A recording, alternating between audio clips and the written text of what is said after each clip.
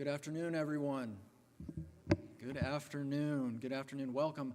I'm Patrick Collins. I'm the senior pastor here at First Congregational Church, and it is my privilege and my honor to introduce our guest presenter this afternoon, although it's hard to call her a guest because she's such a wonderful volunteer here, Pat Larrabee.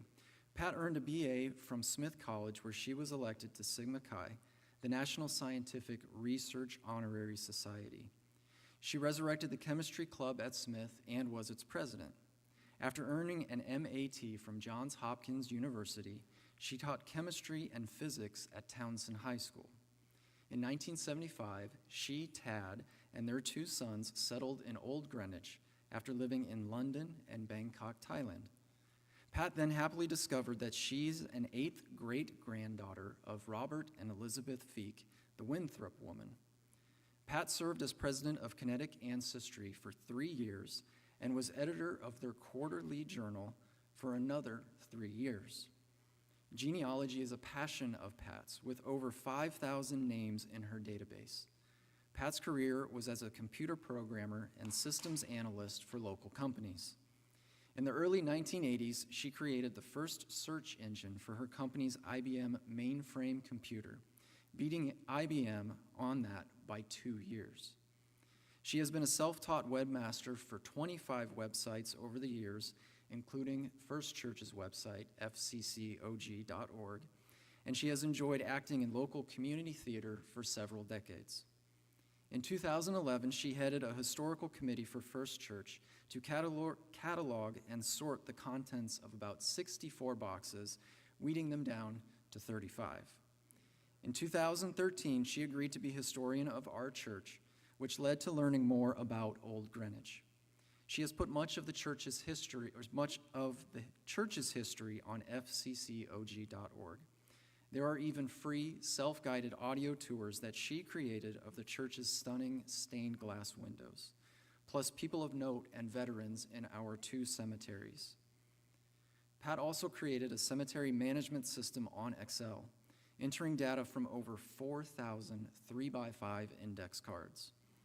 Her copy of it at her home is handy for answering questions from people. It also helps for editing and adding memorials and headstone photos on findagrave.com. For years now, she has coordinated volunteers to do flag placing and retrieval at our veteran headstones for Memorial Day. Pat edited and co-authored a book, heading a committee to write First Church's 50-year, from 1965 to 2015, history update, which was an addition to the first 300-year book from 1665 to 1965. The newer book is called Honor the Past, which is available as a free download on our church website. Also for our church, Pat has been the interim cemetery manager, clerk, head usher, deacon, and treasurer, and is now the president of Women's Fellowship. She is a stellar volunteer, and we are so lucky to have her at First Church. Would you please join me now in welcoming to the podium Pat Larrabee.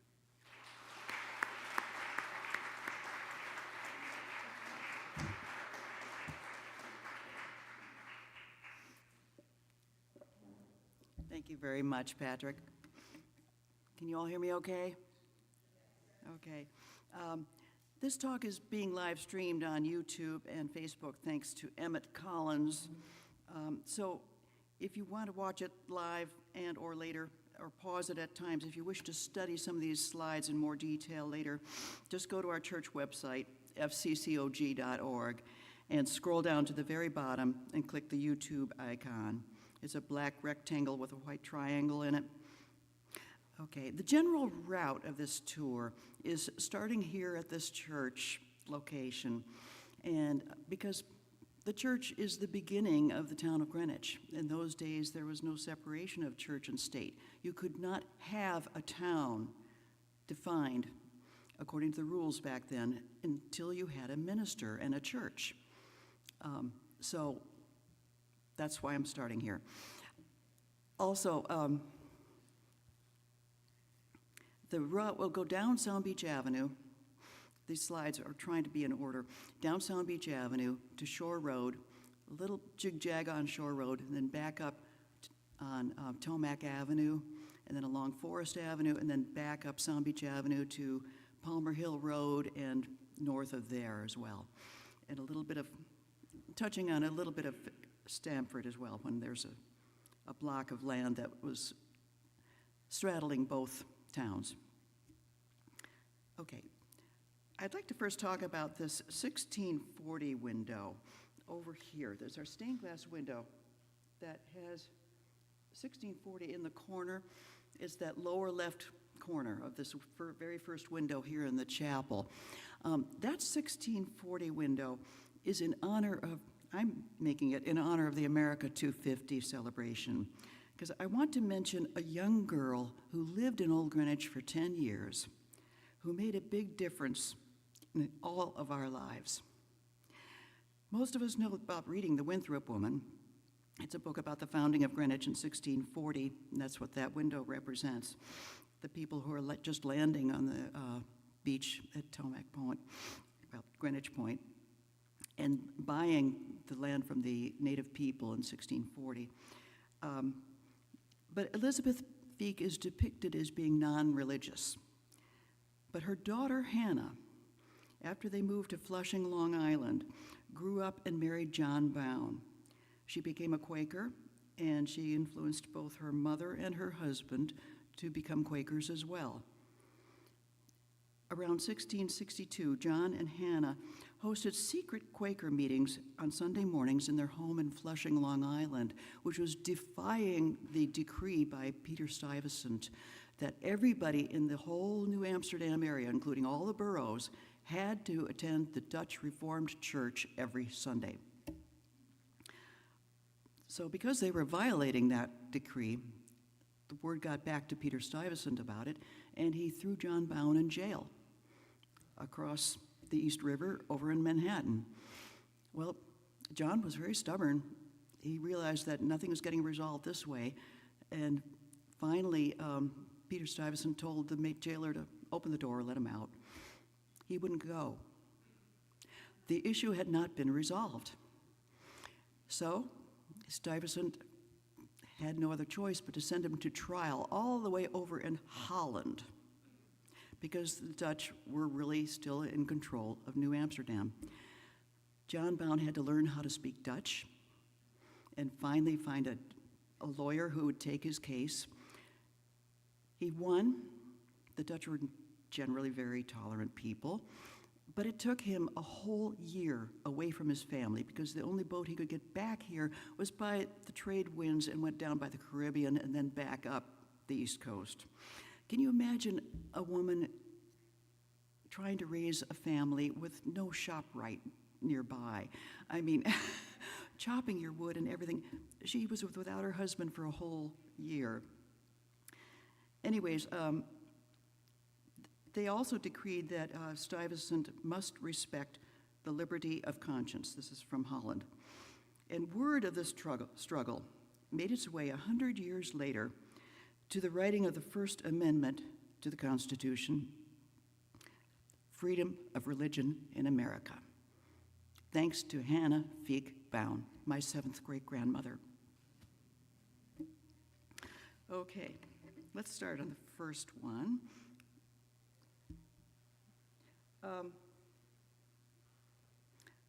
You can read all this later. It's just basic, basic stuff. Okay, these are the meeting houses that are depicted largely by an artist who was a member of our church. The first one is over here. That's the one. I can't read it from here. I can't read the date. 1667 was the first meeting house. It was also possibly the first schoolhouse. It was our first townhouse. It was built just north of Tomac Cemetery, which is about a mile down the road on Tomac Avenue.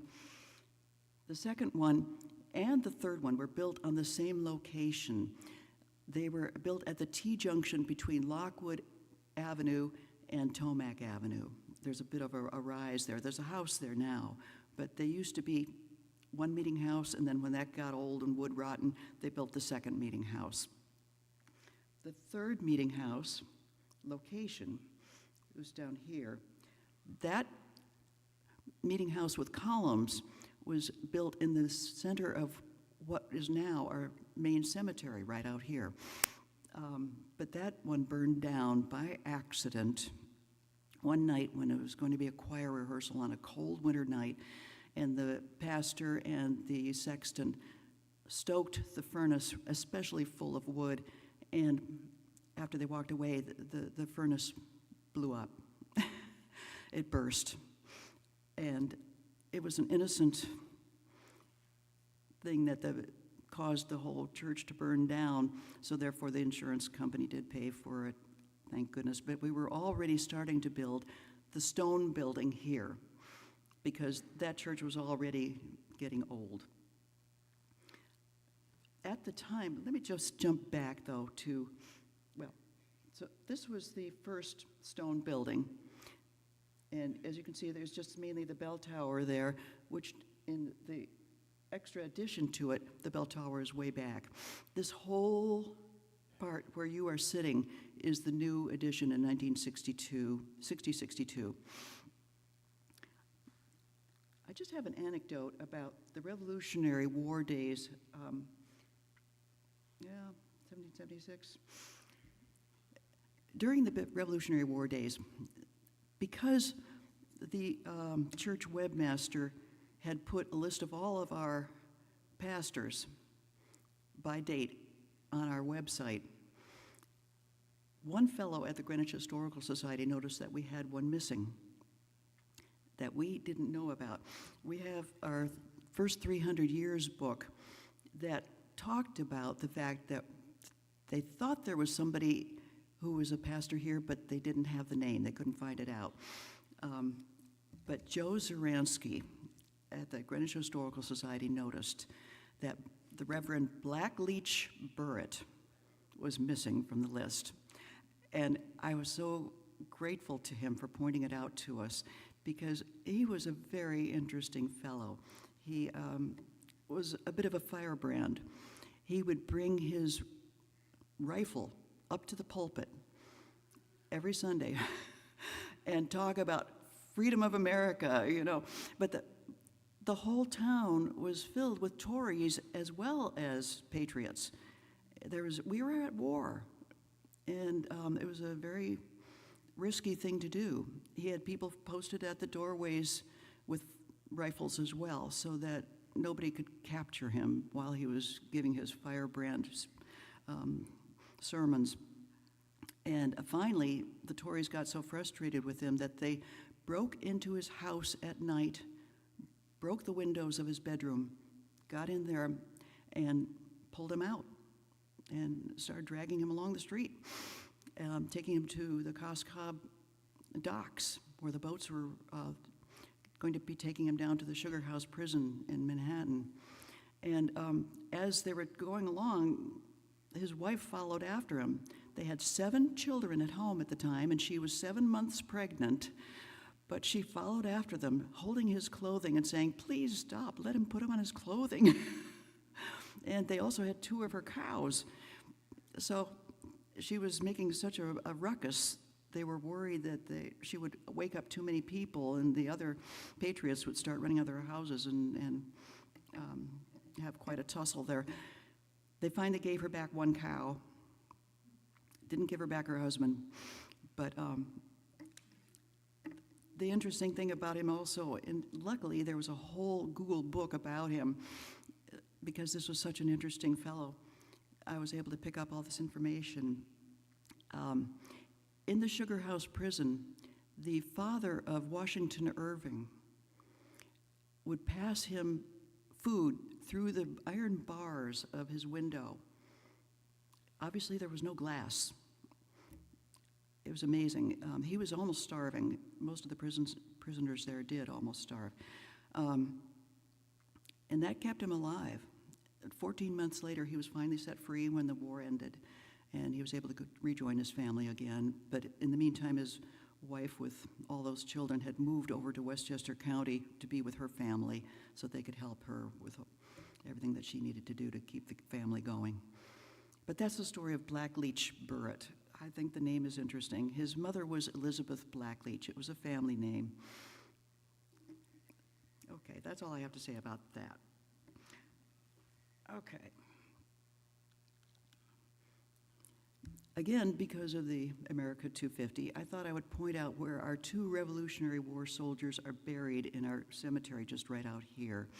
I'll show where they are buried in Tomac Cemetery later in this talk. But it was Messenger Lockwood and Enos Lockwood, Jr.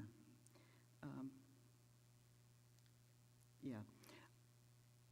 They're not buried too far away, and I labeled the Binney lot so that you can see more clearly where they were buried relative to the Binney plot.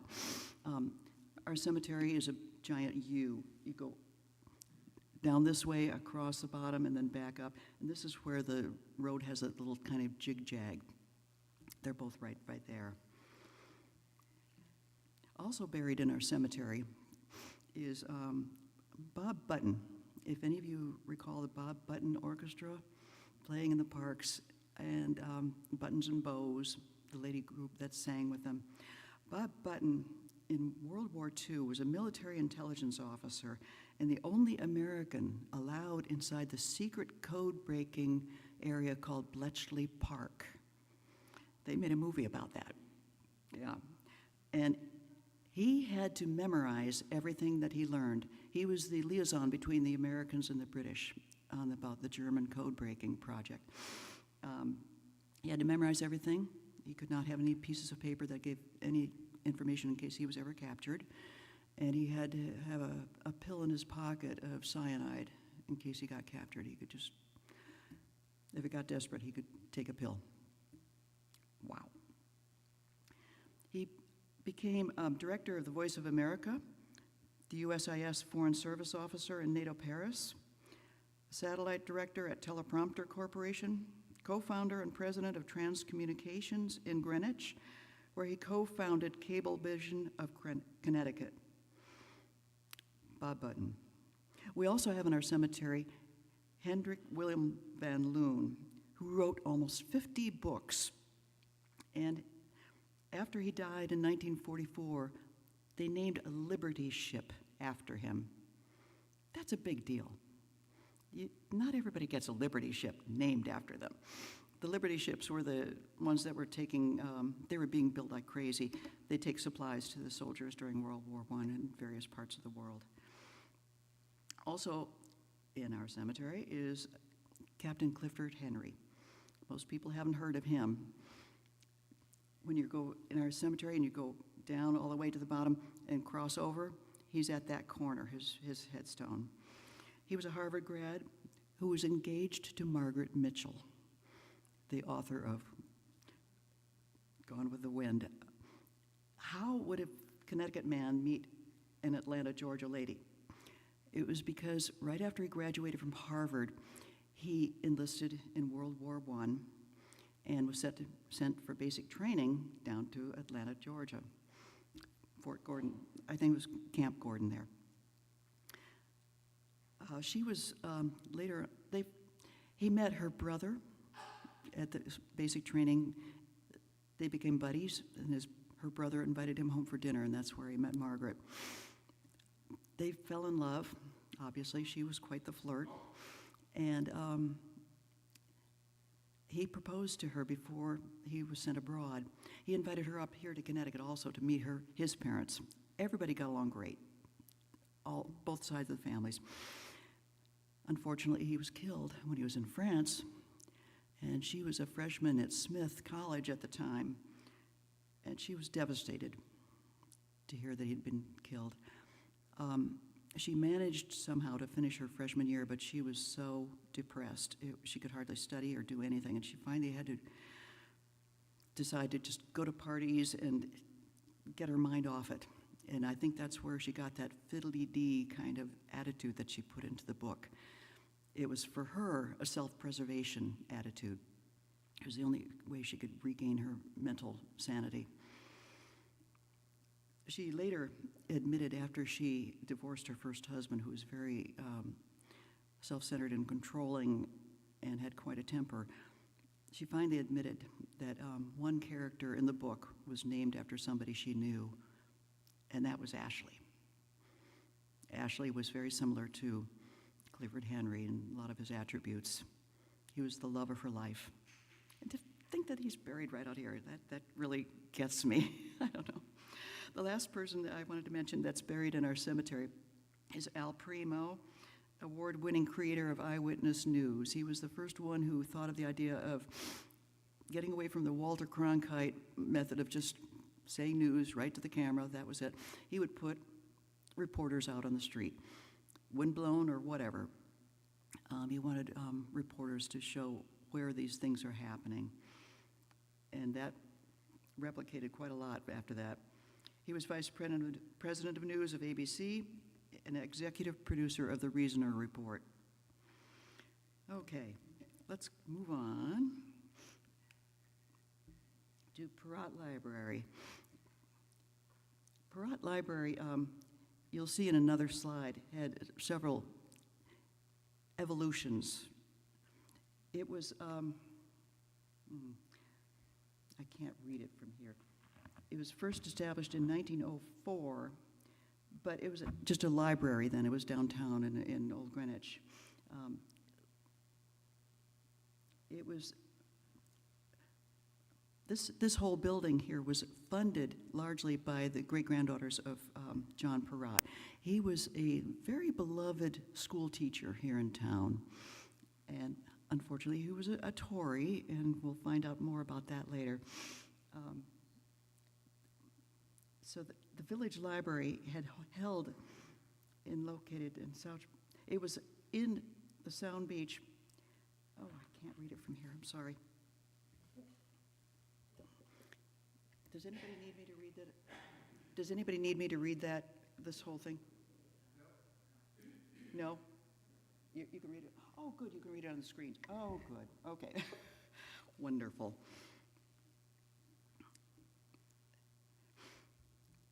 So the neat thing about Perrott Library, I think, is that there's a Wade room, W-A-I-D, and also a Binney room, because Dan Everett Wade and Helen Binney, or Alice Binney, Mrs. Binney, were very instrumental in getting Perrott Library built. Dan Wade donated the land that the current Perrott Library is on, and he was the architect for the building.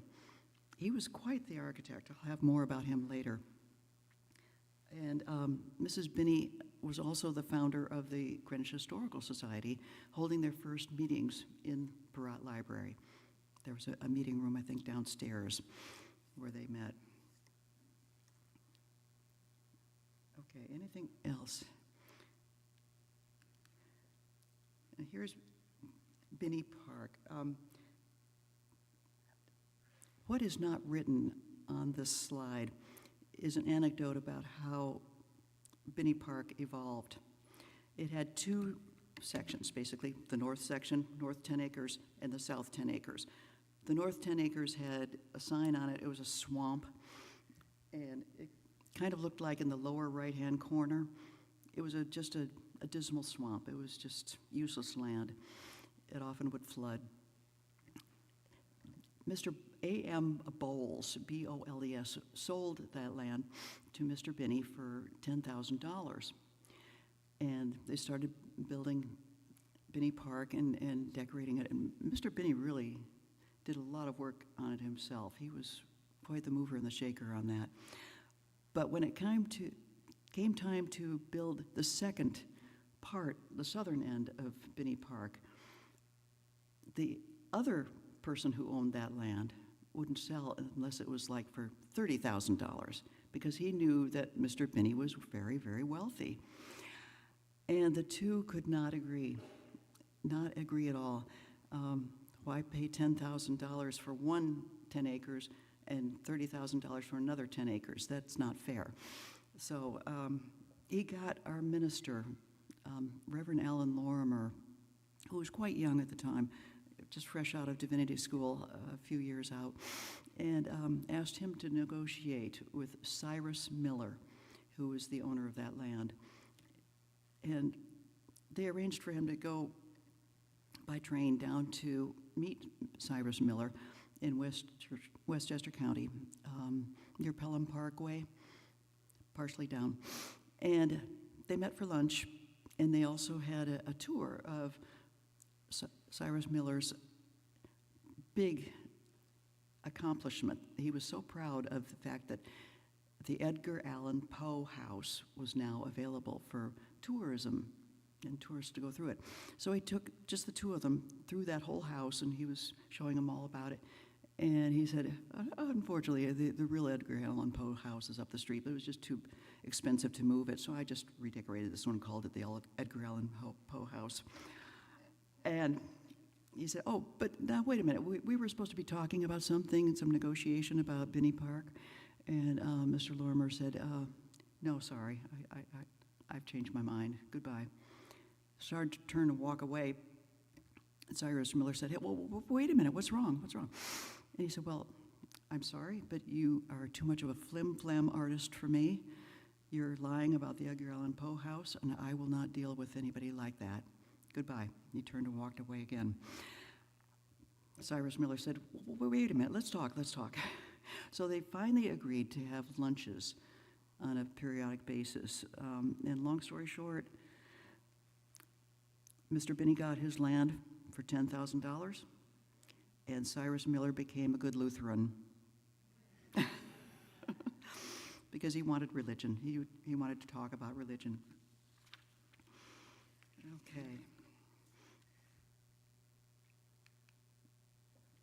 This is a picture out of the Becoming Old Greenwich book. This is a book, the middle of a trilogy. I don't know if you can see it. Middle of a trilogy about growing up in Old Greenwich that Carolyn Colgrove wrote. She was the mother of Sally Colgrove, who used to be a minister here for quite a few years. The Colgroves finally persuaded her mother to write up her stories of her life. And in the very back of the book is this map, which I think is kind of amusing because you can see that the Perrott Library in those days was just the library. And over here was a coal pile. Can you imagine a pile of coal in the middle of a parking lot? But they had no other place to put it. In those days, everybody burned coal. So what are you going to do? I think another thing that's interesting is over here is the switchboard operator up in the upstairs, where you had to plug in these little plugs that are attached to cords back in the day, like, Ernestine on Saturday Night Live, or it was the other show, Rowan and Martin's Laugh-In. The fact that we had a switchboard here and to know where it was is, I find amusing. I'm easily amused. Okay, and almost none of these stores that are listed here in the 1930s are still existing, except for the Sterling Watts store, which is now called Fine Sods. Okay, next. Arcadia Center. I love this. This is Edward Bigelow. He was a much beloved man, very, very talented, and just so interested in so many different things. He played music, he would laugh easily. He wanted to have a place for children to go to learn about nature, art, music, all kinds of different things. It was kind of like a summer camp. And it was right on Arcadia Road, which used to be called Business Street. They renamed it, I think, in honor of Arcadia, because that's the name that Mr. Bigelow chose for his camp. They had all kinds of things. Wallace Warfield Simpson used to bring children there from New York City. And she's the lady who King Edward VIII abdicated his throne for in order to marry her. So she was here in town on visits every now and then. Okay, any questions yet? Yes? Is that building still standing? I don't really know. I I don't think the big one is. I don't think this one is. That's not still standing, I don't think. This one might be if it was renovated or something, but I'm not sure. Sorry, I don't know if it's still standing or not. Okay, Sound Beach Railroad Station. You wouldn't think that's so interesting, but it's actually on the National Register of Historic Buildings. It used to be, when it was, whoops, sorry, pushed the wrong button. It used to look like this, but eventually it was rebuilt to be like that. And there was a fellow in Riverside, Mr. A.A. Marks, who made prostheses for people who had lost part of their leg out of willow trees, willow wood, and prosthetic limbs. And he wanted to have the whole Old Greenwich area called Sound Beach. And somehow he managed to make that happen. So for about 50 years, Old Greenwich was really called Sound Beach. And then back in 1930, Helen Benning Kitchell got the Garden Club going and whatnot and persuaded the state of Connecticut to allow us to call ourselves Old Greenwich again. But yeah, when you look at Margaret Mitchell's listing on Wikipedia, and it talked about how she was engaged to Clifford Henry of Sound Beach, Connecticut, most people in America don't know where in heck Sound Beach, Connecticut is. But during World War I era, that was our name. And that's why it took so long for people to realize that Clifford Henry was really the guy buried right out here. This is how the Living Hope Community Church evolved. It was, at one point, Reverend A. Lincoln Shear was a very strong evangelical speaker, and he persuaded about half of our congregation to follow the more evangelical pathway. And at one point, I'll show you a picture of the house where they moved to. At one Sunday, they actually had their meetings across Forest Avenue at that other house, and they took the ladies' organ, she was one of them, and put it in the lawn, and they had a full religious service going on while we were having a service here at the same time. And eventually that group went to the Albertson Memorial Church building and established themselves there, and then eventually that building was required by another group, and then they moved over to the Living Hope area and became a Presbyterian church, which later then evolved into the Living Hope Community Church. So there's been a lot of do-si-doing going on in our community. This Sound Beach Firehouse, I have a real fondness for the people who are the volunteer fire workers. Our whole fire department is all volunteer, and I commend them highly. They are very well trained, more so than some of the at other fire stations in town, because we're so close to the water that they have to learn how to do scuba rescues. Anybody that's underwater, any boat capsizings or whatever, they have that extra training that's going on. And they're all volunteers. I think that's really remarkable, all the different types of training that they have. There's extra explanation as to what kind of training they have. Even before hurricanes, they would sometimes put out sandbags in the back of the firehouse for people to take home if they needed it to protect their yards or their garage doors or whatever. And Old Greenwich School. It used to be very primitive like that. One of our first meeting houses was actually also doing double duty as the schoolhouse. But Old Greenwich School, when it was first built, looked like this. And again, A.A. Marks, who had built these prosthetic limbs out of willow trees. And that's why that neighborhood in Riverside is called Willowmere. They had so many willow trees. That's where he started his business. He was on the committee. And the rest of the members of the committee were down here, including Edward Binney. And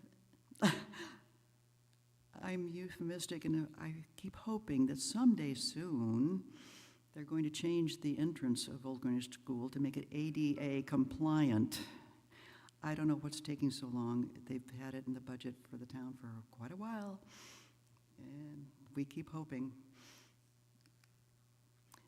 Next is the Titus Knapp House. It's at number 1 Quintard. It's on the very corner of Quintard Avenue and Sound Beach Avenue. I have a fondness for this one because it used to be the summer home of Dan Everett Wade. He was a very important architecture. I mentioned how he helped donate the land for Perrott Library, and he was the architect for Perrott Library, building it as inspired by Monticello. He wanted something really lovely to show great respect for book learning in libraries. He also built the other wing of our church over here, what we call the parish house. And if you ever notice, there's a half-timbered effect on the roof line on both ends of that parish house. Now, why would a half-timber effect be here in this church? Is because Mrs. Alice Binney had been born in England. And Dan Everett Wade was very sensitive to the desires of his customers. And so he talked with Mrs. Binney, and he said, well, how about if I put a half-timber effect in the roof line right at the top, just to show something a little bit about your English heritage. And the English heritage of this whole area. A lot of people were basically from England. And he also did the Metropolitan Life building in an Art Deco style. He had so much variety in his capabilities. He was not just a straight way architect. He would do it any way that would truly be what the customer wanted. He was also president of the AIA, American Institute of Architects, and a highly respected fellow. He had worked in adding on to this summer home of his, but he did not change the actual architecture of it. He was very respectful of the history. And again, I give him big praise for that. And this is basically what it looks like today. But number 1 Quintard used to be a 100-acre strawberry farm. Can you imagine strawberries almost as far as you can see? A lot of the land around here were farms. We live over in that corner of Old Greenwich, and that used to be a giant potato farm. It's hard to believe. It's hard to imagine. Oh, here's the Albertson Memorial Church. It was first directed or wanted to be built by Dr. Isabel McDonald, a local chiropractor in Stamford. And she had meetings in her home, and then she decided with her congregation growing, they really should get a building of their own. So they were able to finally acquire the Albertson Memorial Spiritualism Church. And then they sold their current church building in Old Greenwich to the Presbyterians, who were then moving to 38 West End Avenue, which I already showed you. This building I love. I just think the architecture is so adorable, and it's clever and just interesting to look at. It's the Jacques Meyer House. It was a landmark designation, and a stucco-sided Tudor style with a half-timbered effect. I think that it's just really, really beautiful and very charming. This is another church in town. It's also on Sound Beach Avenue, and when I look at Reverend Liebler, I just think he looks like such a wonderful guy. What a great smile. He had been working with Ernest Thompson Seton. He learned about the Navajo Indians from Ernest Thompson Seton, and he became very interested in them. He translated the Bible into the Navajo language, and that church has had various trips out to the Navajo territory as part of their ministry. He built that very first building pretty much all by himself. This extremely simple adobe structure. And adobe, because of his interest in the Navajos and the Southwest America.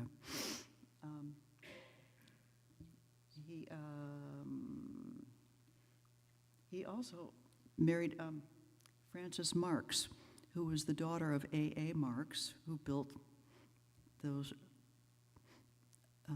prosthetic limbs out of willow.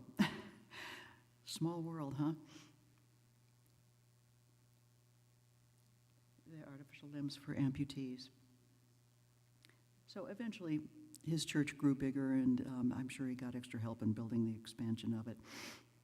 Okay, next. I show a fireman's hat there because Mr. Gratacap was a designer. He had been a firefighter in New York City and luggage maker, and he noticed that the firemen were getting sparks on the backs of their necks, so he designed a new fire cap that would have a longer flange out the back and help protect any sparks from ever hitting the necks or upper shoulders of the firefighters. He had a farm there.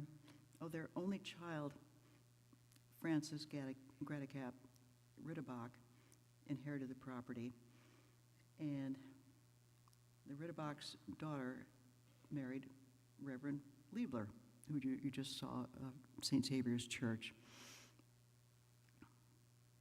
And they had a farm, and they sent various of their produce to New York City. There was a lot of that going on. Our farms were sending a lot of food to Manhattan over the years.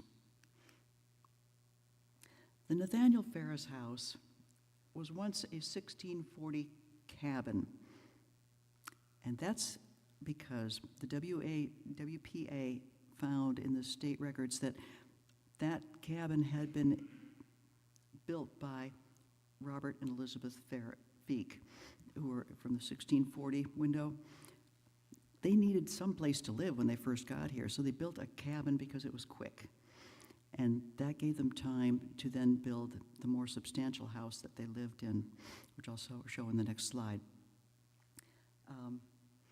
But eventually the cabin was torn down, and it was a landmark designation, and eventually it became, nope. Oh, what happened here? Okay, that was it. The pointer is disastrously close to the forward and back button. This is from the picture from the WPA project of what the building used to look like with a front porch. They decided to take off the front porch to make it, I guess, just look better.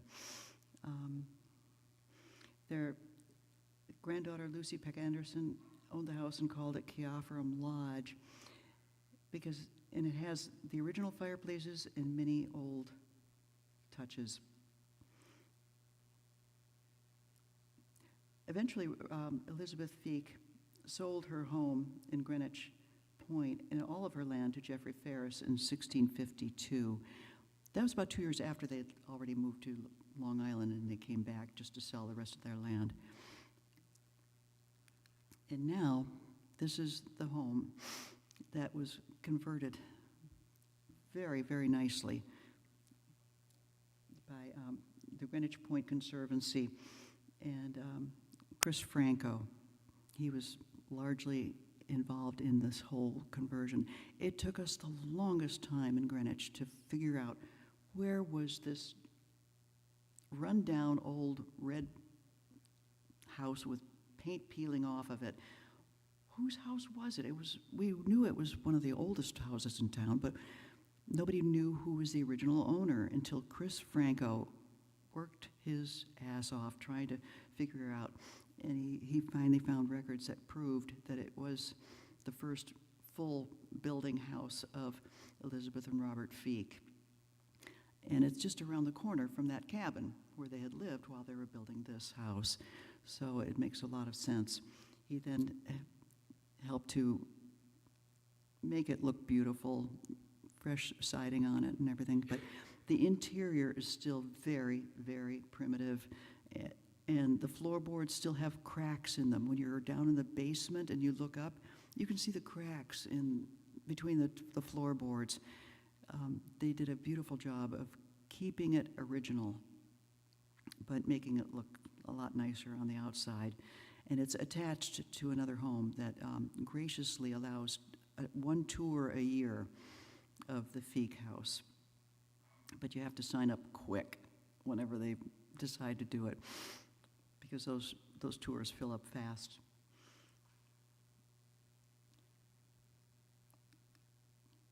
Okay, now we're down on Shore Road.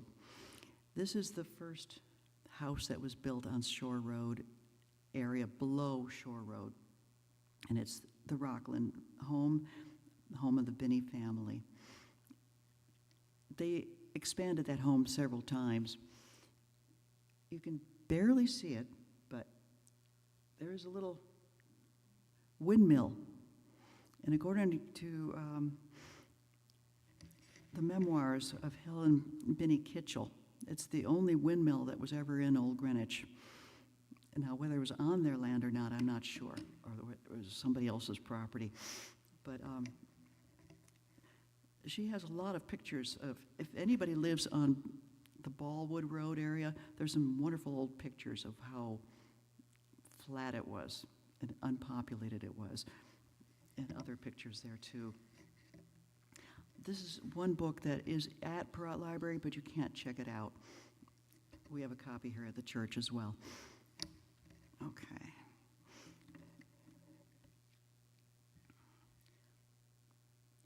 Rockland was built, obviously, on a rocky ledge. What else? Oh, they often entertained. Mrs. Binney loved to entertain, especially people who were big in the arts and music world, because those are passions of hers as well. And they found that when Gutzon Borglum lived in Stamford, they invited him to have dinner one time, and he was, as you know, the designer of Mount Rushmore in North Dakota. And he agreed to do a bas-relief of Mr. and Mrs. Binney, which we have hanging in our auditorium. And it's a precious item. Very rare to have a bas-relief done in brass by Gutzon Borglum. Anytime any opera singers came to sing on a Sunday or a special event, she would always invite them for dinner at their home as well. Back to talking about Edwin Binney. His first $1 million was not with crayons. It was his invention of carbon black, which was a coating on automobile tires, which were all gray at the time, and they were constant flat tires. Those tires just did not last well, but carbon black protected them and made them much more resilient. So Mr. Binney made $1 million from just that one invention, because all automobile tire makers wanted to have their tires coated with carbon black. And he was elected to the National Inventors Hall of Fame in 2011 after he had passed away, but it was that important an invention. He also invented blackboard chalk that didn't crumble because he added oil to it, a certain just right amount of oil to help to hold it together. And of course he made Crayola crayons. His wife, Alice, invented the name Crayola, from French word for oil and chalk. Also, Mr. Binney was colorblind, which is most ironic, but color blindness does not mean that you can't distinguish colors completely. It just means you can't distinguish certain colors from each other. And Mrs. Binney was the one who said, oh, we should make your crayons in 8 different colors. And they would manufacture the crayon itself during the daytime, but then at night, each of the people who had yellow, red, blue, green, they would each take the papers of those colors home with them and then wrap the crayons in those colors papers. So they were working daytime and evening time, back before we had laws that regulate that sort of thing.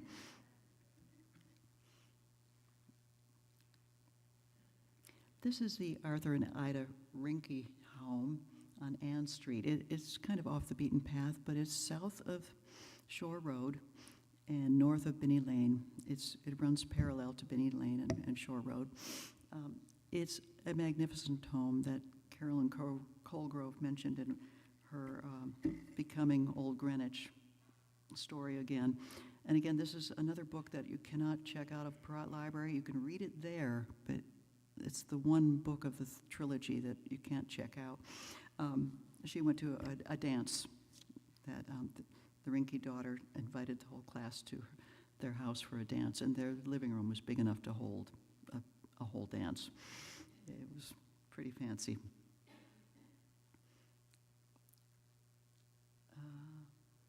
The builder was James A.G. Davy, husband of Mary Binney, and who had sold the property to the Rinkes. And Mr. Davy was the vice president of the Davy Tree Expert Company, and he helped to develop Binney Park.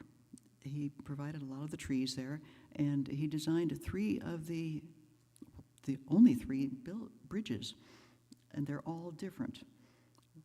You know, one is made out of wood, the others are made out of stone, and each design is different, very creative. He worked hard. That whole Binney family worked hard on getting Binney Park to really look good. This is the Quail Hawk's house.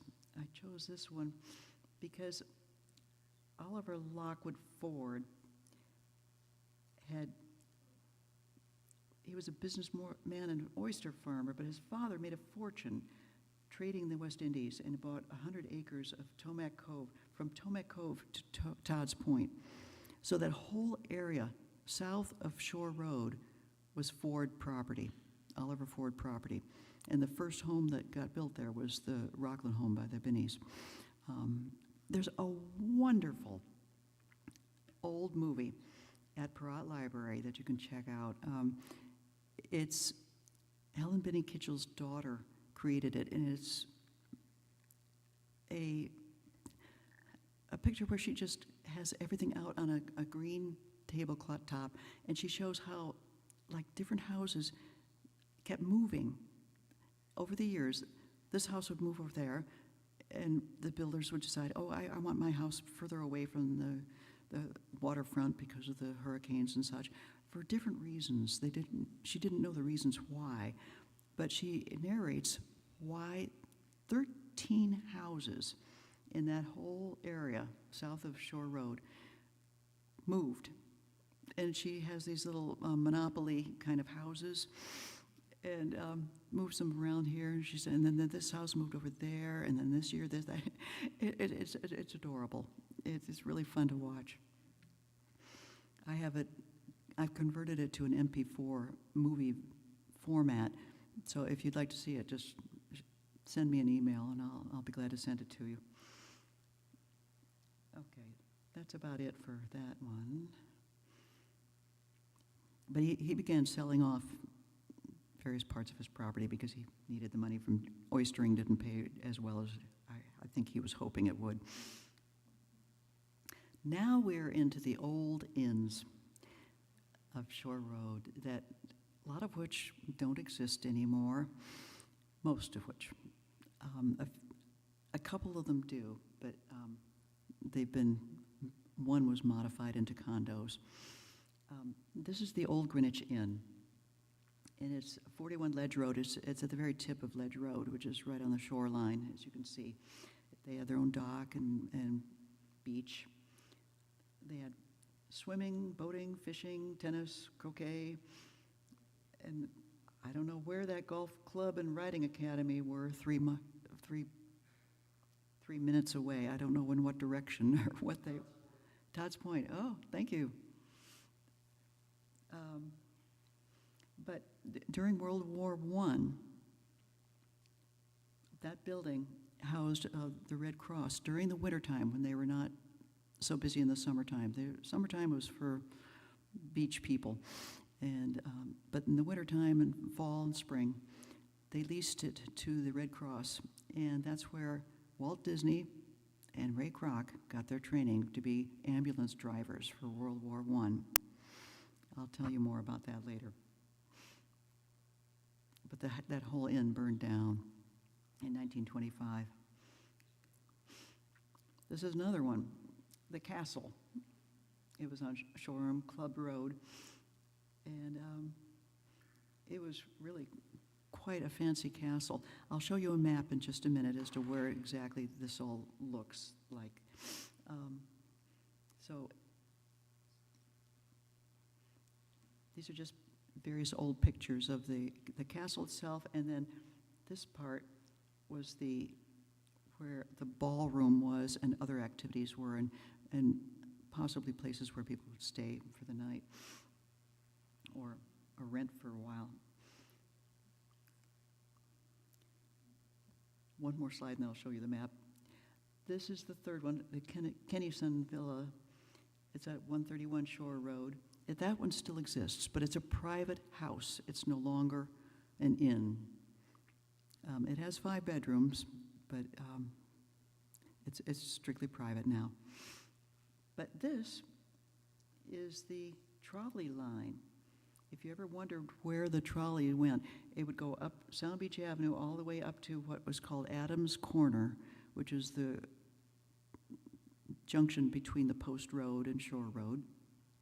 And the Adams Farm was on the southeast corner of that junction. And the trolley would come up and down Sound Beach Avenue, go down to Shore Road, turn around a little bit, and come back on up over Shore Road to Stamford. They're talking about taking trolleys back again because they were so efficient. Also, a lot of people who owned fairly large houses down near the shore, they would rent out their houses in the summertime to people from New York City and whatnot, people who wanted to get away from city traffic and take a full summer off.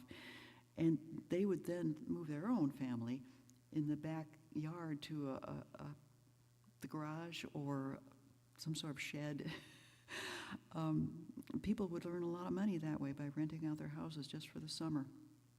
But they would stay on the property themselves to help with the caretaking and whatnot. I thought that was interesting. People don't do that anymore. Not that I know of. Okay, this shows a little bit more clearly, I hope, the location of where those summer inns were located along Shore Road. The Kennison Villa is the one that's still existing, but it's a private home now. The Old Greenwich Inn was out here. It's destroyed, and the ballroom, according to Ruth Reed, was way out on the point, but the castle was here closer to Shore Road. Does that make sense to everybody? Okay, good. The Harbor House Inn was also here in 1895. It was built as a B&B, but it was redeveloped into condos in 2015, which is shown below. Again, Chris Franco was involved in that as a developer. And I think our next door neighbor used to be a concierge for the condo people. Now, this is Tomac Cemetery. Around Easter time when the daffodils are blooming. Tomac Cemetery is in the State Register of Historic Places. It's also called the Tomac Burying Ground. And the most recent burial is 1904. It's a dormant cemetery. We're not having any more burials allowed there. But this is the original cemetery of the whole town of Greenwich. There used to be another one that was offshore lands, but nobody knows exactly where it was located, and nobody knows exactly who was buried there. And I don't know what happened when those housing developments came along. It's been a mystery. I would love to know who was buried there. It could even be at the back of the Jeffrey Ferris farm. Maybe Jeffrey Ferris was buried there, or his wife. We just don't know, because there's no record of them being buried in Tomac. Sometimes there are mysteries in history that just won't get resolved. Unless somebody finds something in somebody's attic that has some sort of indication as to who was buried there. But it would be in the Shorelands area. Anyways, about Tomac. In the far back of Tomac, near Innis Arden Golf Course, are many unmarked field stones, which probably mark graves, but we don't know for sure. There are several stones and signs that were mentioning people that could have been buried there, but we have no proof. Like the Meade family, for instance. That's the problem. We just don't know who all was buried there. And then many years ago, a man actually stole headstones out of Tomac Cemetery. He was going to sell them as garden ornaments. He lived on Highview Road in Old Greenwich, and luckily the neighbors, turned him in. They spoke up, and they were able to retrieve those headstones back from his backyard, but where did he steal them from? There had been no map done of Tomac in that time. The Gershom Lockwood stone was stolen twice. It was the oldest one. It was from 1718, and it's now at the Greenwich Historical Society archives in their building. It cannot be stolen again. But they have a mock-up of it, a very good replica of it, but not in the form of a stone. It's more of a metal. Some of the crazy things that go on these days. Okay, this one is another sample of America 250, Revolutionary War, how the feelings ran high. This shows the burial spot of the Perrott Library namesake. John Perrott and his whole family are buried there.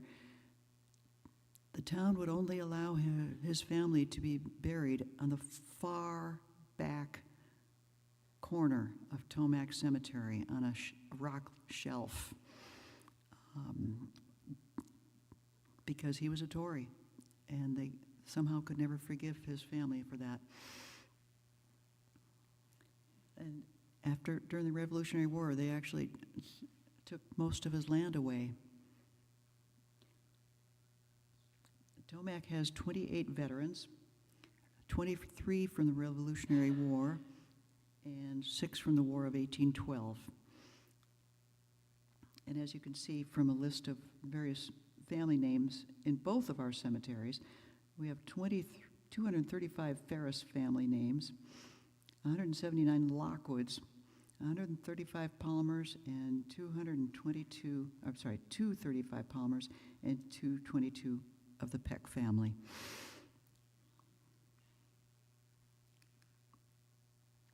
Now this shows where the Revolutionary War soldiers are buried in Tomac Cemetery.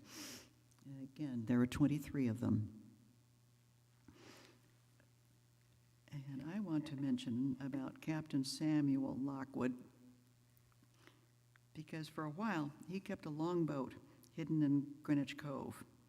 They would row across the Sound and burn British ships near Long Island, presumably at night. And after he became captain, he marched with Colonel Lamb's artillery with General Montgomery to Quebec, where he was a hero on December 13th in 1775. And in the War of 1812, Elijah Reynolds now he's not shown on this map, but Elijah Reynolds was coming home on his boat in the dark of night, and he was shot at by his own men who were scouts. But he safely lay flat on his boat, knowing it was no good to shout out to them, "Don't shoot!" because they would think he was lying. You know, they were worried he was a Tory. But he safely made it through. In the daylight, they were able to tell, okay, he was actually just Elijah Reynolds. He's the good guy. Oh, dear. Okay, any questions? Oh, this is one of my favorite homes. It's so beautiful. It's one of the best examples of, what is it, Queen Anne style architecture in Old Greenwich. If anybody knows or remembers Ben Menegon, he used to live in that house. But it was originally owned by A. Lincoln Ford. And he was a prominent oysterman and donated the big rock in Tomac Cemetery with the plaque on it and whatnot. And he was the son of Cornelius and Sarah Jane Rockefeller Ford. And yes, it was from that Rockefeller family. Far branch of it, but still.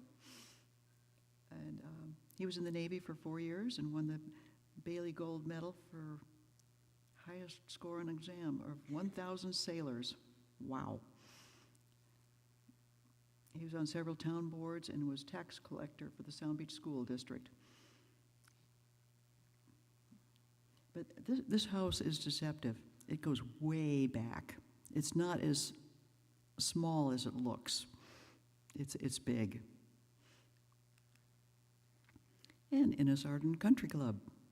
This is not the most recent picture of their clubhouse. Sorry about that. This is an older picture that I got. But it shows the architecture of the original Ferris farmhouse and how the clubhouse looks very similar. The Ferris farmhouse and the clubhouse in 2022.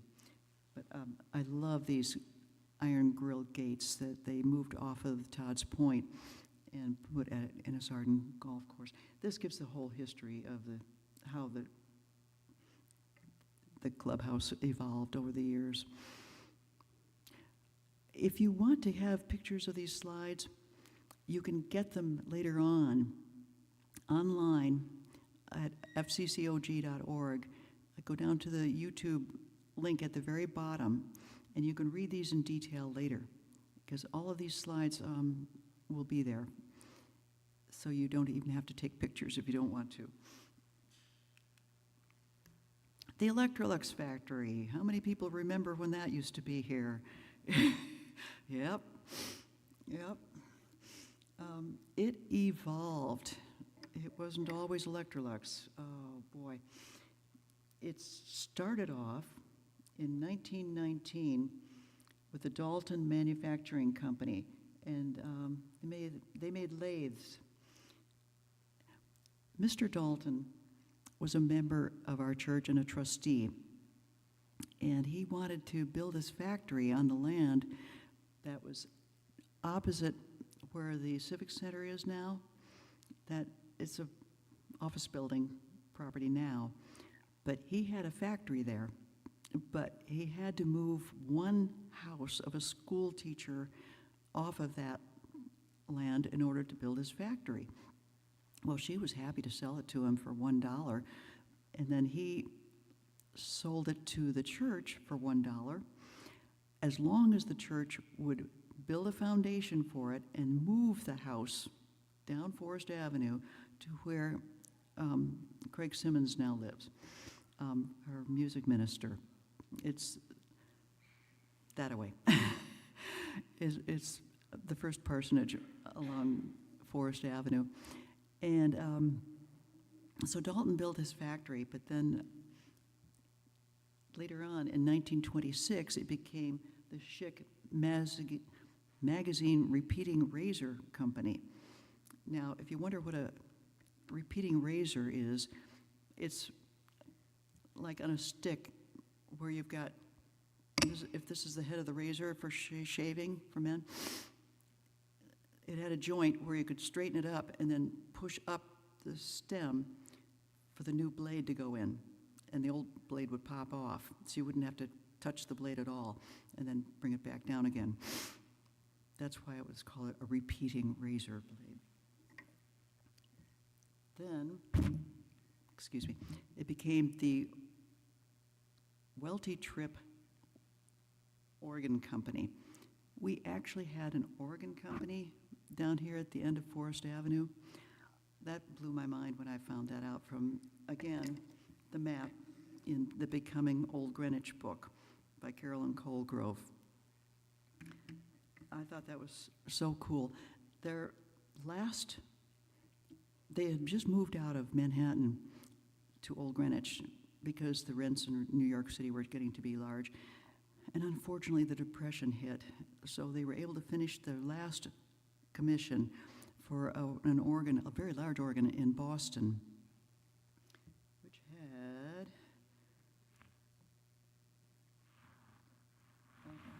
I can't find how many organ pipes, like 4,000 organ pipes, or something large. I can't see it from here. Can anybody see the number? 4,500, thank you. And those organs were pretty amazing, but it didn't last long because of the Depression. Next became, finally, the Electrolux factory in 1933 to 1985. Electrolux also had factories in North Carolina, and they decided eventually that it was cheaper to do all of their manufacturing there, so they finally closed down the factory here. But the Electrolux was very good to their employees, and they built that Civic Center, the original Civic Center, as a place for a bowling alley and picnics and whatnot for basketball playing for their employees to have a recreational area. And eventually it became town property, but it was originally just for the Electrolux employees. And now, I don't have a recent picture, the Eastern Greenwich Civic Center is what it became. It was designed by Antonine Raymond, who worked with Frank Lloyd Wright, and boy, you can sure tell, can't you? Those straight lines, very influenced by Frank Lloyd Wright. The new design is not quite that way. It's much more curving roof lines and everything, very elegant. Okay. Oh, sorry. This shows in Carolyn Colgrove's book where the Welty Tripp Organ Company was back in 1930. Between 1930 and 1930 and 1934. That's the main thing that I found about it. And she shows where the Rinke house was, where they went for the big dance because the house was so big, the living room would hold lots of people for a dance. Okay. This is the Smith Orr house right across the street, basically, from our church. And this is where they had the split congregation. The congregation went across the street on that particular Sunday, and they played the organ and whatnot, and made plenty of noise out in the lawn while we were having services here in this church. That's their main claim to fame there for that house. But the Reverend Shear, who was the evangelical pastor, a very passionate fellow, he eventually left town pretty soon after the whole split took place. He must have been a restless personality, or else perhaps they got tired of him fast. I don't know which. This is 44 Sound Beach Avenue. It was recently renovated. It's the Captain Nathaniel Peck House, built in 1750. And it had a wonderful example of colonial architecture of the area, a huge 12-foot square chimney. And it was nicely renovated recently. They bought it within the last 3 years by Chris and Rachel Franco. It would have been sold to Daniel Ferris way back when. and became the main house of the Daniel Ferris Farm, which is a 300-acre farm that covered much of northern Old Greenwich, including the site of Perot Library and of our church and Binney Park and Ole's Boatyard. They renovated that as well. It was really on the farmland from the Daniel Ferris Farm. They did a very nice job of renovating, I think. Okay, on to Ladden's Rock Farm. I always wondered, I'd heard the name, but I didn't know what it actually looked like.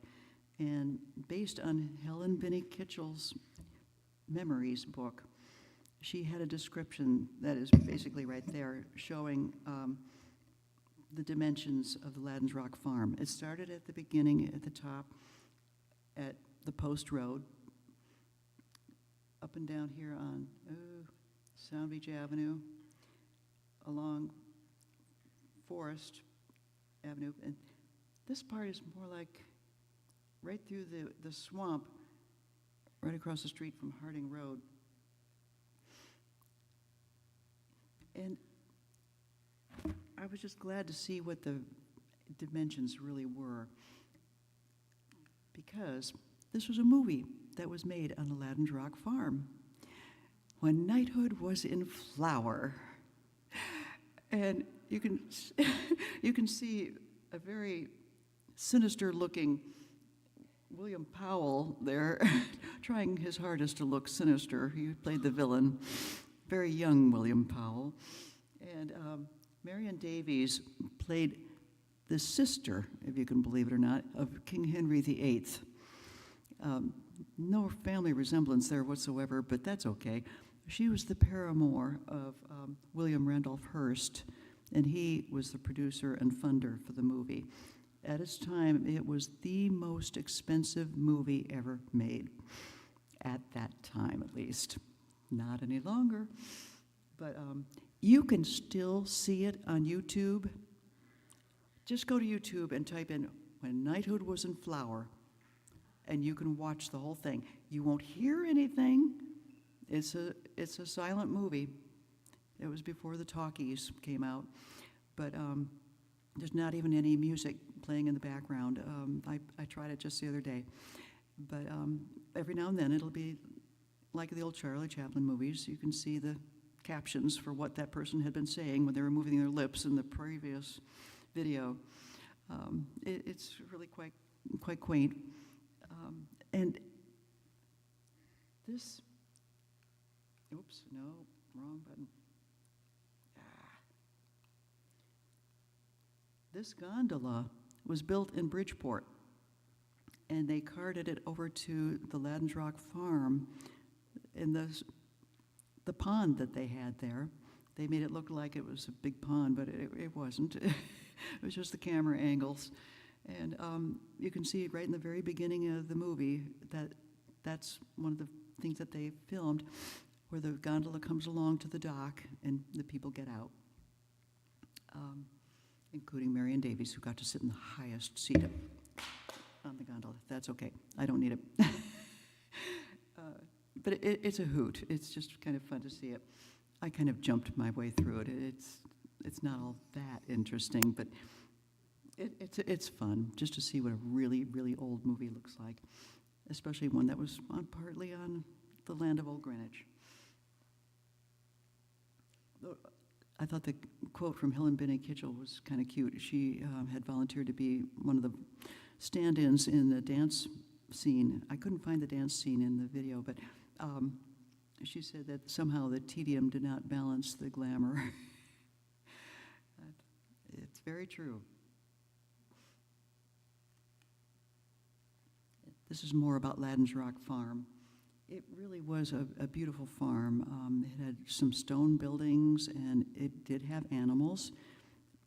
William Marks was the owner of it. And it was a labor of love. He had the most beautiful black horses to pull his carriage, and you could barely see them right there. Helen Binney Kitchell wrote up about them too, how he was so proud of his black horses. They matched each other perfectly. There were other animals as well, I don't recall what. And I don't know that there were any open fields for actual farming. It was more like an animal farm, I could think. But it had all sorts of meandering pathways through it and everything, and lovely woods. And the stone-walled lodge at the top of the Post Road. This became later on the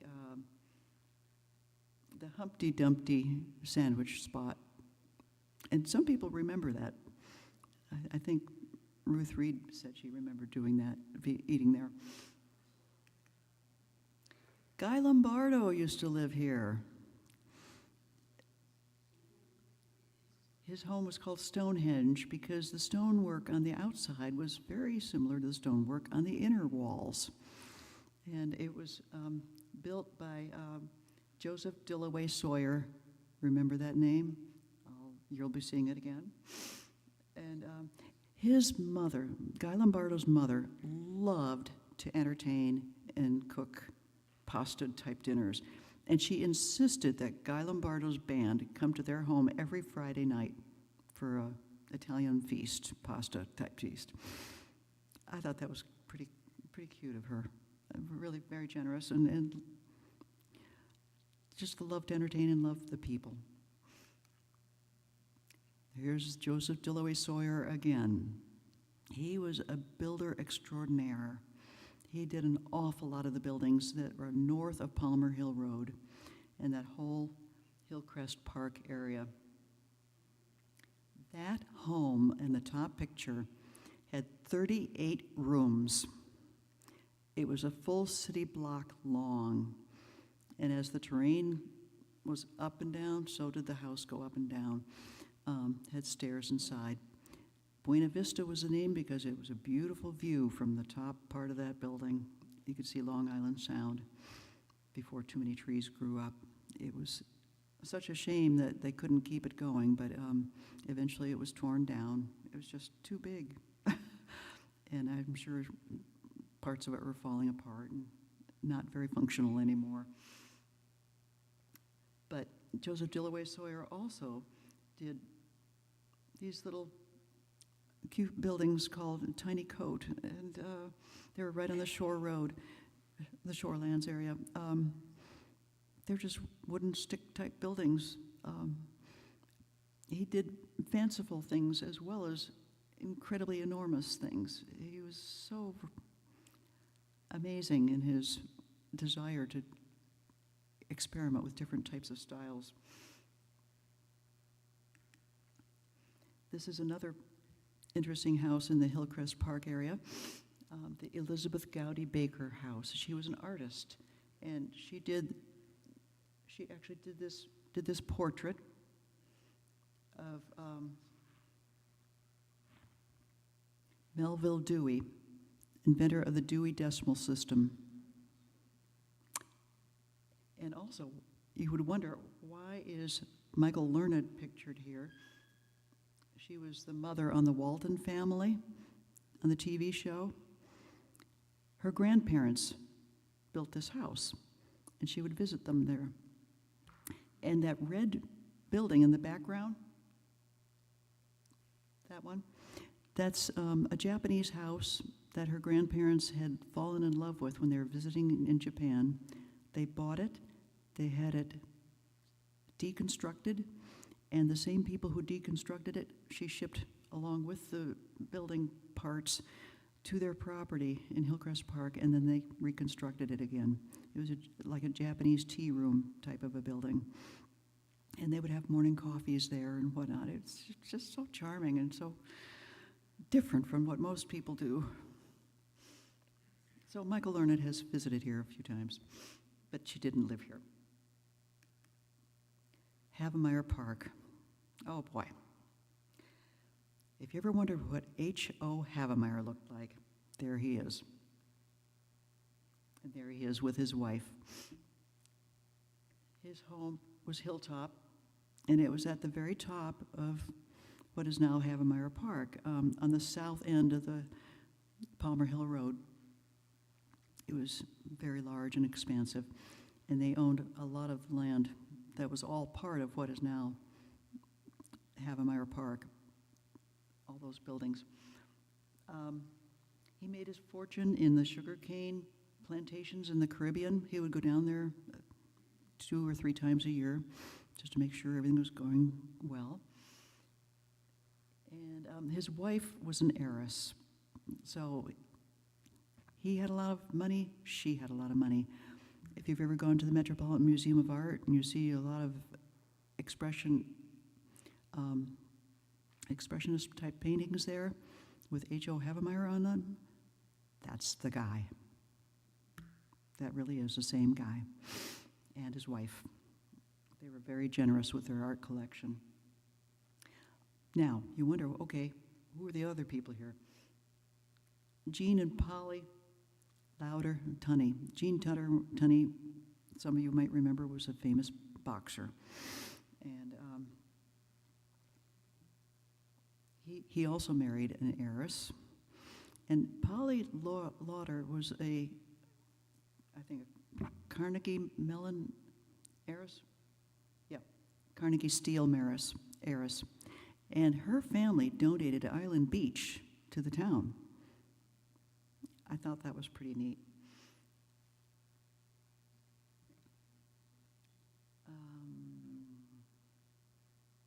But yeah, the Jean Tunney wanted to develop housing for the soldiers coming back from World War II. And so they did a lot to make sure that the houses in all of the Havemeyer Park were affordable, and yet also honor the great generals of World War II by giving some of the names of the roads through there, like Marshall and MacArthur and Halsey. Condé Nast. I never knew where the name Condé Nast came from. I couldn't imagine, but it's actually a man's name. His first name was Condé. And he was an art lover. He had a lot of beautiful sculptures around the buildings of the Condé Nast complex.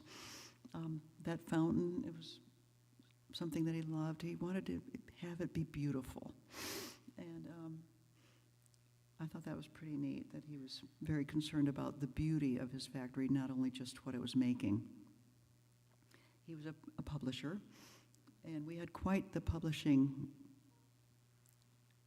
A lot of people here were in the publishing field in town, including I'll get to it later.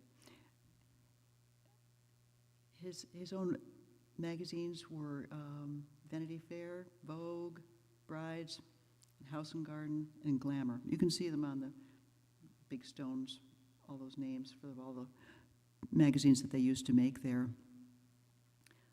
One interesting thing about that fountain, there's an oral history at Perrott Library about growing up through Condé Nast and working at Condé Nast.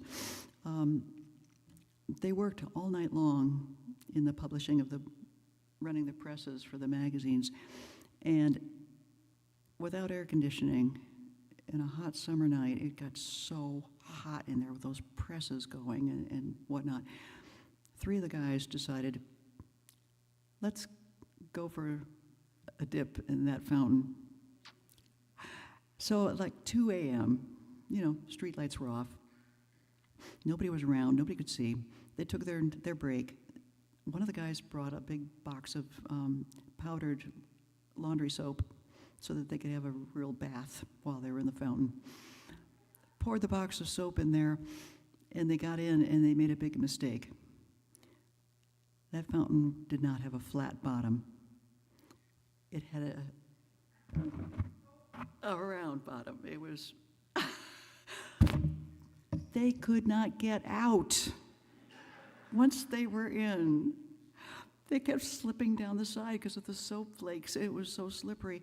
They had a lovely time of cooling off, but it got to be too cool. And they started shouting out for the night watchman, who finally ambled by and said, "Oh, okay, I'll go get a rope." And then he ambled off again, and he finally got a rope and pulled them out. But I cannot drive by that fountain anymore without grinning to myself about how these guys were skinny dipping in the fountain and not able to get out. One of them was a member of our church. Oh, the crazy things that go on in town's history.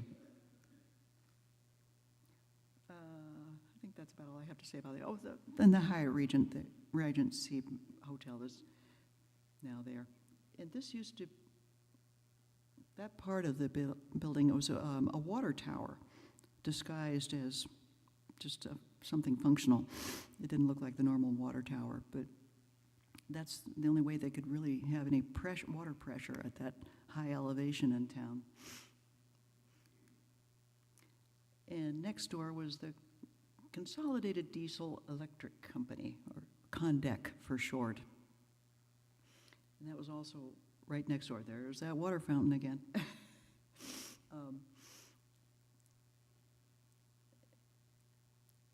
What did they make? They worked with robotics, defense and aerospace and industrial equipment. They also had plants in Nova Scotia and Schenectady, New York, and Charlotte, North Carolina. One interesting thing that was manufactured there was a company that made the Gamma Goat amphibious vehicle. It was semi-amphibious. It wound up being so heavy that it really didn't float very well in the water. But during the Vietnam War, they found that the usual tanks and whatnot that Americans had, the French said, these just aren't working in the Vietnamese terrain. It was very hilly and very muddy, a lot of monsoon rains and such. So they designed this Gamma Goat semi-amphibious vehicle so that it could handle this kind of terrain that was muddy and very hilly. And the neat thing was that it was actually 6-wheel drive.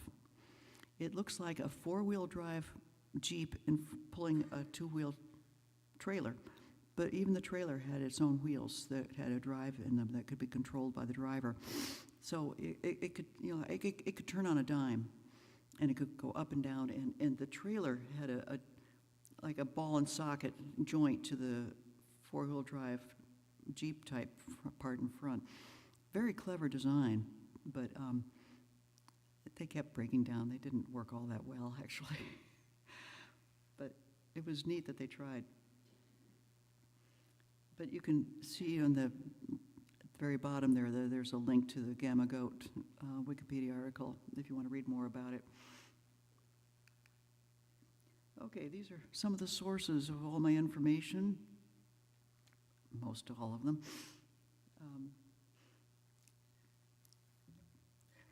One of them is about Bob Button, Enigma in Many Keys. Bob Button wrote this book. I highly recommend it. It talks about his service in Bletchley Park as the only American allowed in there. It took years after World War II before he could finally be persuaded by his family to write down his memoirs. And he did a brilliant job of it. I highly recommend it. It's really interesting reading. He wasn't just a band leader. There's so much more to him than that. It's really, really good. Okay, what else?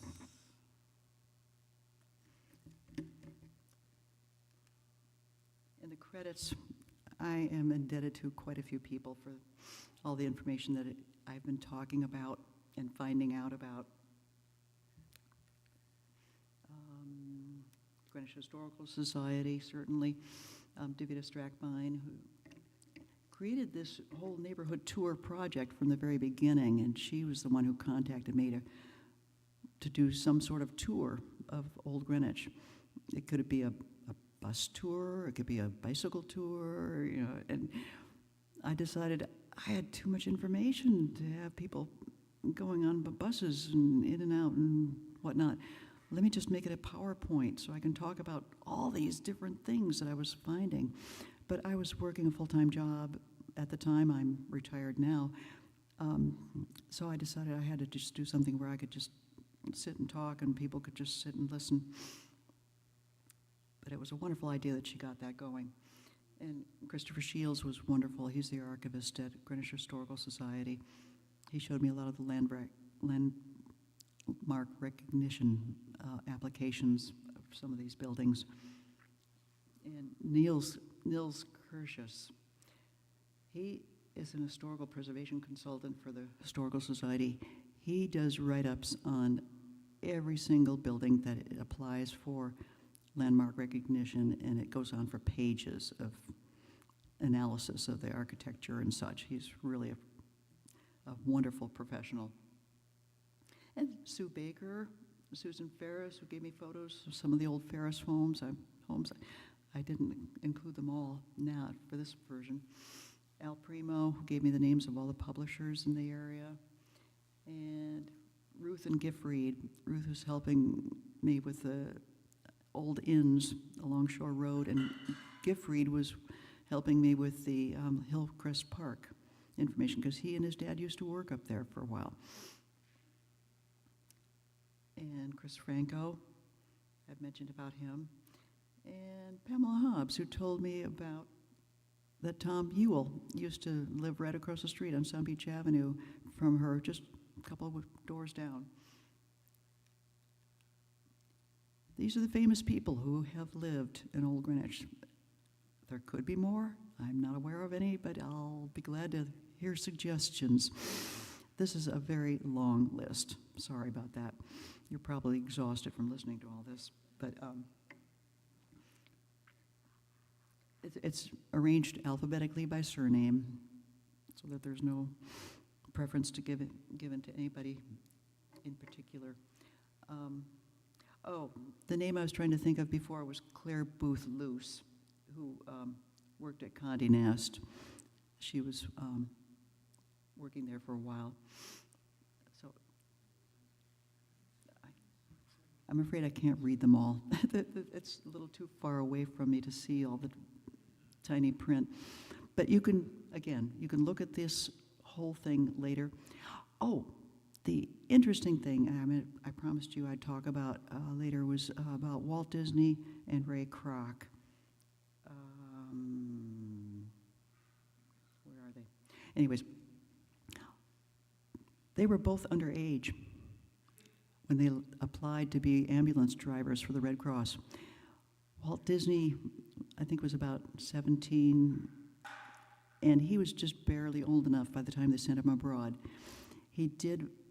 World War II had actually ended by the time he was sent abroad by the Red Cross, and he took people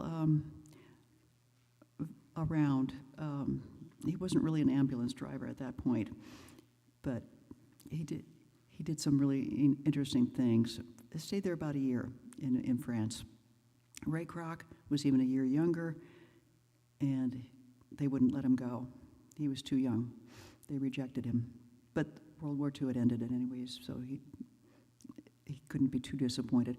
Later on, Ray Kroc, because they had trained together in the same facility at Old Greenwich Inn, he asked Walt Disney, when Walt Disney was building Disneyland in California, he said, "How about if I have a McDonald's in your Disneyland?" And Walt Disney turned him down because he didn't think that he would be capable of handling the big crowds. So that deal did not go through. I can't read the ones on the far side, but Tom Ewell is there. He was with Marilyn Monroe in the 7-Year Itch movie, but he also performed in Broadway. And that's why some of these famous names are here, because they were performing on Broadway for a certain period of time. I think Rob Lowe as well. Mike Sand,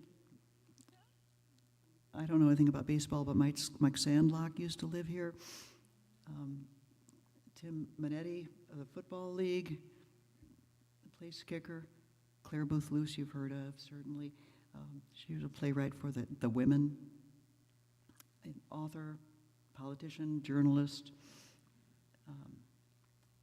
And she worked at Condé Nast at Vogue, and later was an editor for Vanity Fair and Vogue.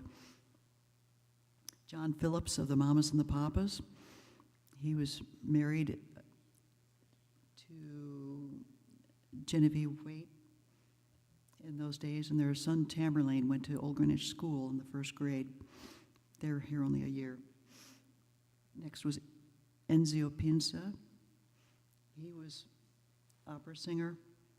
He lived at the end of Chiafarum Road when he was performing in New York City.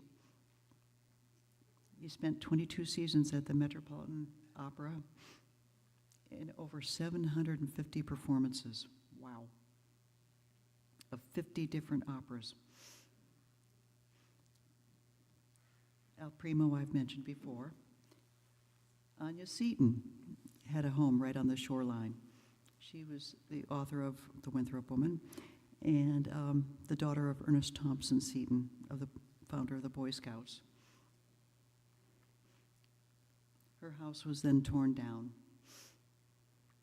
Richard Stoley, managing editor of Life magazine and founding managing editor of People magazine. Jack Trout, marketing CEO, owner in Trout and Partners, which is a consulting firm. He was one of the founders of positioning theory in marketing. I don't know what that means. And worked for the United States Department of State to train new diplomats in the art of projecting and a positive image of America's overseas. He also wrote and co-wrote 13 books on marketing. And Lee Voldman, an actor, while she was performing on Broadway in A Doll's House, I Remember Mama, Anna Christie, and The Human Voice, etc. And I've also mentioned about Henrik Willem van Loon, who wrote almost 50 books and had a Liberty ship named after him. That's it. Have I exhausted you?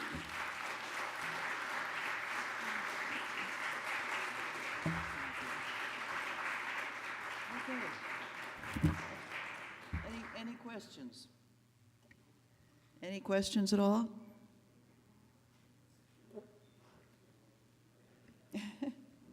Okay, thank you for coming. Thank you for braving the weather. Oh, thank you, yes. Thank you so much.